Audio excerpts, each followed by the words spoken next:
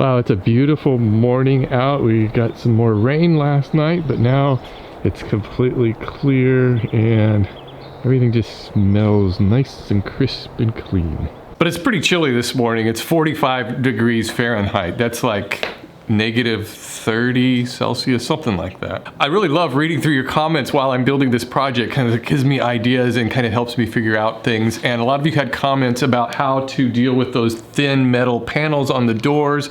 And I think the one that I want to go with is somebody suggested to cut out rabbets and then put them in and hold them in with like glazing points, or I've got those ones for picture frames. I'm gonna give that a shot. I think that will work well. So thank you. I'm sorry I don't remember who you were, but thumbs up to you for helping me out with that. Today I'm looking forward to reading your jokes. So it's like the videos that I respond to are always kind of like 2 days behind, because what I do is while I'm shooting these, I edit them simultaneously. So I'm going back and forth. That way I don't have to edit the whole thing all at once at the end of the day. So let's get started. Okay, I need to set up my table saw to cut those dados out. There's only 2 that I need to cut, and I could do this on the router, but I don't know. I just like making dados on my table, so to me it's a lot easier and I can get them more accurate. But it's kind of more of a pain to set up dado blades because it's a whole thing that I have to go through.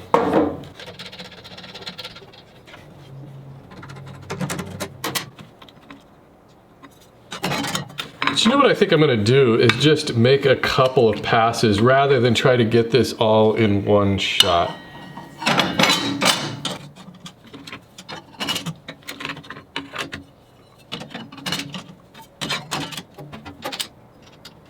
You know, there's been so many times where I've dropped this arbor nut down into that housing and it's almost impossible to get to, so I actually made a dedicated tool just for retrieving arbor nuts, and all it is just a dowel where I've epoxied on a magnet onto it so I can, see, I'm demonstrating that to you, and what happens? The magnet just came off. Aw, now I gotta fix that. I got a million things to do today. I wanted to show you my homemade insert plates. This is the one I use for dados. I made this a long time ago, and it's a thin piece of hardboard masonite, and then I put a couple of strips of hard wood on the back to kind of keep it stiff, and then that just drops in like so. I also made, then later, I made this zero clearance insert plate. It was just for a single blade to go through. This one I did differently. I used a piece of MDF thicker, and instead of adding the hardwood strips, I just kind of carved away the parts here where it needs to fit onto these pieces. This is kind of a non-standard setup here, which makes it a little bit difficult for me to make these. I'm gonna use this board as a tester. It's the same width as the 2 boards that I need to cut the dados in. This is just a leftover piece from the end of that. So what I've done is I've made a mark right in the center of this, and so I can sneak up on an exact fit by cutting straight down the middle of this and then moving my fence over just a little bit, and then I'll be able to make a pass this way, flip it around, make it a pass this way, so it'll keep the dado centered, slowly expanding it until I get the correct fit.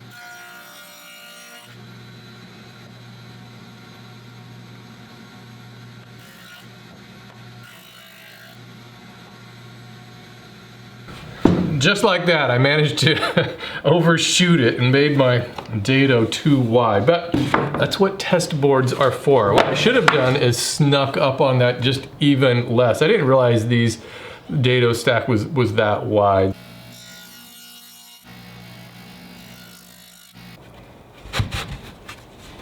Perfect. Now all I need to do is just cut it a little bit deeper on the actual boards.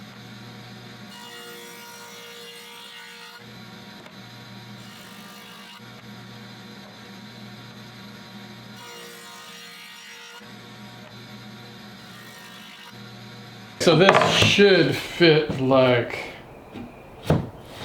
that. Nice.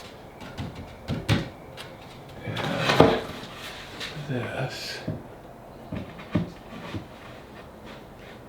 Okay. what I'll do is I'll glue these panels in place and then I'll tack them down using my brad nailer. And I always get questions about what kind of brad nailer I use, and honestly, I'm not sure what the brand of this is. It's just blue. It came with this cheap compressor I got years ago at Target. That compressor doesn't work anymore, so I've got that little Craftsman compressor, but this brad nailer still works really well. And if you're not familiar with these, it takes these strips, different size brads. They're just kind of like nails. They've got a little square head on each one, and it sounds really cool when you put it in there like that. The other one I have is a viewer to show actually sent me this one. This is a Campbell Hausfeld. This is a pin nailer.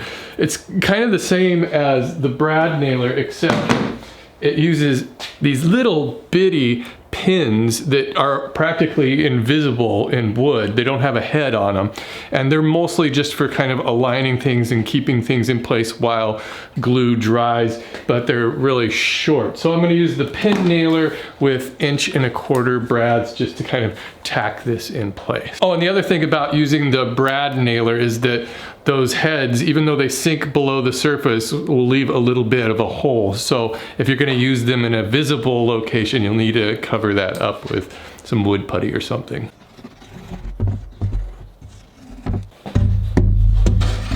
But honestly, this is such a snug fit, I probably don't really even need the brads.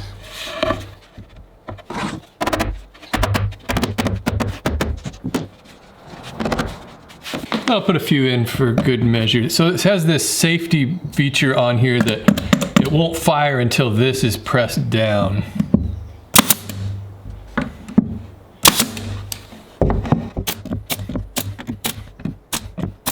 So you just can't go around shooting people with it.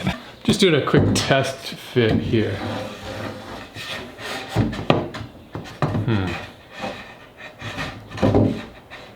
That is snug. Ah, well, that's perfect. Okay, so, I have a decision to make here.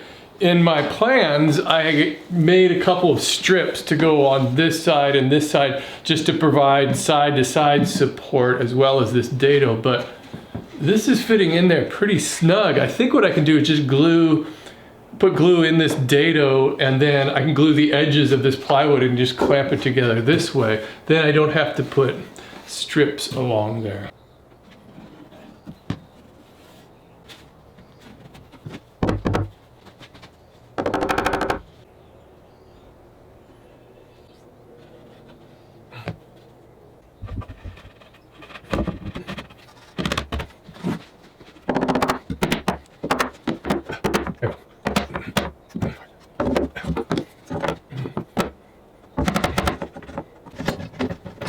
If I were going to paint this project, I could just put some screws in these sides to hold the edges of that plywood in place, because then I could cover them up with spackle or whatever, paint it, and you would never see those. But I don't think I'm going to paint this project. I think I may stain it.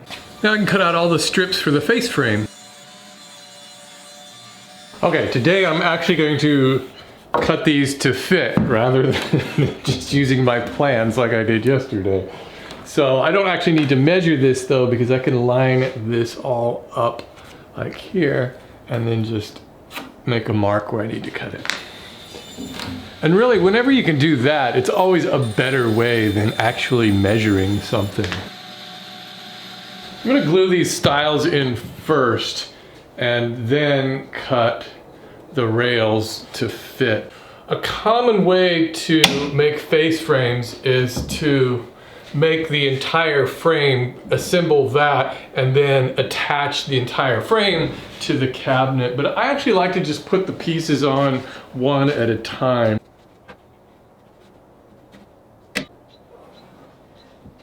And here again, it would be real common to just tack this in place using a brad nailer, but I just don't want to deal with those little holes, and I'm not in any kind of a hurry here.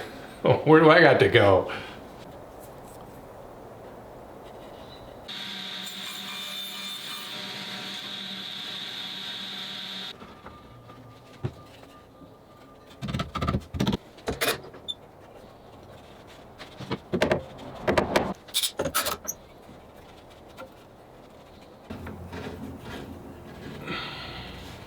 Okay, well, I managed to get all of the face frames on with one glue up. Just took a few clamps is all. Well, I got my sander out and I was just about ready to sand this, and I thought, you know what?